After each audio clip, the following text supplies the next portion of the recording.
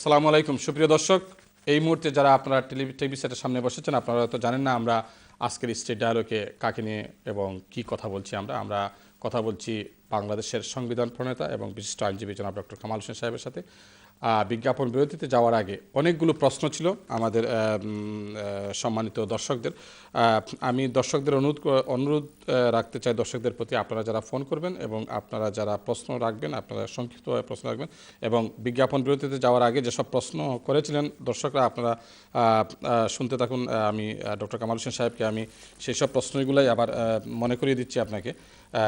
এক ভদ্রলোক প্রশ্ন করেছিলেন, কেউ যদি মামলা করে 15 অ্যামেন্ডমেন্টের ব্যাপারে আইনজীবী হিসাবে আপনি সহায়তা দিবেন কিনা এবং আপনি নিজে কেন মামলা করছেন না? এখন সাধারণত এই ব্যাপারে নিজের মামলা করার তো কথা না, জেনারেলি এটা জনস্বার্থে আমরা করেছি বিভিন্ন ব্যাপারে মামলা। কেন একটা আইনজীবী হিসাবে নিজে যাওয়াটা মনে হয় যে এটা আমার ব্যক্তিগত বিষয় নিয়ে আমি যাচ্ছি।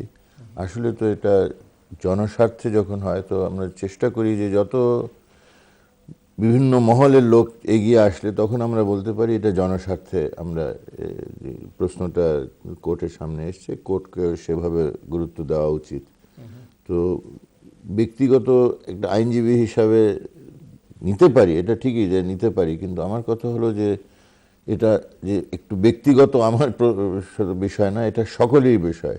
আর বিশেষ করে আমরা যেটা জিনিস আমি বারবার স্মরণ করে দিচ্ছি যে সাংবিধানিক শাসন হলো সে একটা আমাদের স্বাধীনতার বিজয়ের অর্জন। যে আমরা সাংবিধানিক শাসন পেয়েছি, অর্থ হলো যে রাষ্ট্রীয় ক্ষমতার মালিক হলো জনগণ। জনগণ তাদের প্রতিনিধিকে দায়িত্ব দেয়। কি দায়িত্ব দেয়? যে এই সঠিকভাবে রাষ্ট্রীয় ক্ষমতা প্রয়োগ করা হবে, জনগণ যেভাবে চায় রাষ্ট্র পরিচালনা হোক সেভাবে রাষ্ট্র পরিচালিত হবে। তো এই জিনিসটার জন্য কিন্তু জনগণকেও সোচ্চার হতে হবে, সজাগ থাকতে হবে, সক্রিয় হতে হবে। এবং আপনি আইনজীবী হিসাবে সহায়তা দিবেন কিনা? অবশ্যই, এটা তো মোটামুটি সারা জীবনে দিয়ে এসছি, এটা আপনাকে অসংখ্য ধন্যবাদ। তারপরে যে প্রশ্ন ছিল সেটি ছিল, বাংলাদেশ কি সংবিধানের আলোকে পরিচালিত হচ্ছে, আর সংবিধান কেন বারবার সংশোধিত হচ্ছে? একটা কথা হলো যে আমরা লক্ষ্য করেছি যে সাংবিধানিক শাসন যেটা আমরা বলি, এখানে হলো যে রাষ্ট্রীয় ক্ষমতা প্রয়োগ করা হবে জাতীয় স্বার্থে, জনস্বার্থে, দলীয় স্বার্থে না, ব্যক্তি স্বার্থে না। আমরা দেখেছি যে জিনিসটাকে এখন একটা শব্দ বাংলাতে খুব এসে পড়েছে, দলীয়করণ। তো আমরা দেখেছি যেসব জায়গায় দলীয়করণ এর কোনো ভূমিকা থাকতে পারে না সেখানেও সে দলীয় দৃষ্টিভঙ্গিটা ঢুকে যায়। যেমন বিচার করার সময় আমরা স্বাধীন বিচার বিভাগ সংবিধানে বিধান করেছি। আমরা আইনের শাসনের কথা সংবিধানে উল্লেখ করেছি। আইনের শাসন হলো যে আইন নিরপেক্ষভাবে প্রয়োগ হবে, কোনো দলের স্বার্থে না, কোনো দলের যে আমার দলের লোক আইনের ঊর্ধ্বে থাকবে আর আমার প্রতিপক্ষ দলকে যেভাবে আমরা আইনের অসুবিধা ফেলতে পারবো সেটা করব। এই জিনিসটা লক্ষ্য করা গেছে যে দলীয় সরকার আইনকে এইভাবে অপপ্রয়োগ করে এসছে, যে কারণে মানুষ দিনবদলের দাবি করেছিল। তো এই অভ্যেসগুলোকে তো চেঞ্জ করতে হবে। এখানে অনেকটা প্রাতিষ্ঠানিকভাবে পরিবর্তনের প্রয়োজন আছে। যেমন পুলিশ আইনের একটা সংস্কারের প্রস্তাব বহুদিন ধরে চলে। এখনকার আইন হলো 1861, অর্থাৎ পুলিশকে যদি রিয়েলি নিরপেক্ষভাবে ভূমিকা রাখতে হয় তার জন্য একটা পুলিশ কমিশনের প্রস্তাব আছে, যে দলীয় আদেশ নির্দেশ থেকে না, আইনের দ্বারা পুলিশ নিয়ন্ত্রিত হবে। 1861 দেশ কি ব্রিটিশ কলোনিয়াল সিস্টেমে এখনো চলছে? সেই পুলিশ আইনটা তখনকার। তো সেই কারণে বলা হয়েছে যে একটা স্বাধীন দেশে, গণতান্ত্রিক দেশের পুলিশ এর যে দায়িত্ব থাকবে সেটা দলীয় আদেশের ভিত্তিতে চলবে না, একটা নিরপেক্ষ কমিশন সেটাকে গাইড করবে। স্যার, আপনারা যদি বলেন যে 1861 সালের আইনেই চলছে দেশ, তাহলে আপনারা করেছেনটা কি? না, এই প্রস্তাবগুলো বহুদিন ধরে আসছে যে সংস্কারের পক্ষে আমরা সকলেই মতামত দিয়েছি। আমাদের যত অভিজ্ঞ লোকজন, আইজি, এরা সবাই মিলে অনেক খেটে কাজ করেছেন। আমরা ওখানে যে মতামত দিয়েছি যে না, অবশ্যই পুলিশ আইনের পরিবর্তন হওয়া দরকার, পুলিশকে তাদের কাজে কোনো রকমের রাজনৈতিক দলের হস্তক্ষেপ হওয়া উচিত না। আর এটা থেকে পুলিশকে রক্ষা করতে হলে যে তাদেরকে বলা হয় যে আমি দেখেছি, আমি পুলিশ কলেজে যখন বক্তৃতা দিতে গেছি, তারা বলেছে হ্যাঁ কিন্তু আমরা সেই রাজনৈতিক দলের আদেশ না মানলে আমাদের রাতারাতি সেই অন্য খারাপ জায়গায় বদলি হয়ে যায়, পানিশমেন্ট ট্রান্সফার হয়ে যায়। তো এই সব ব্যাপার থেকে তাদেরকে প্রাতিষ্ঠানিকভাবে যদি প্রোটেক্ট করতে হয়, সেই কারণে পুলিশ কমিশনের প্রয়োজন ছিল, যে কেউ যদি মনে করে তাকে এইভাবে পানিশমেন্ট দেওয়া হচ্ছে তার নিরপেক্ষতা বজায় রাখতে গেলে, তখন সেই কমিশনের কাছে যে প্রোটেকশন পেতে পারে।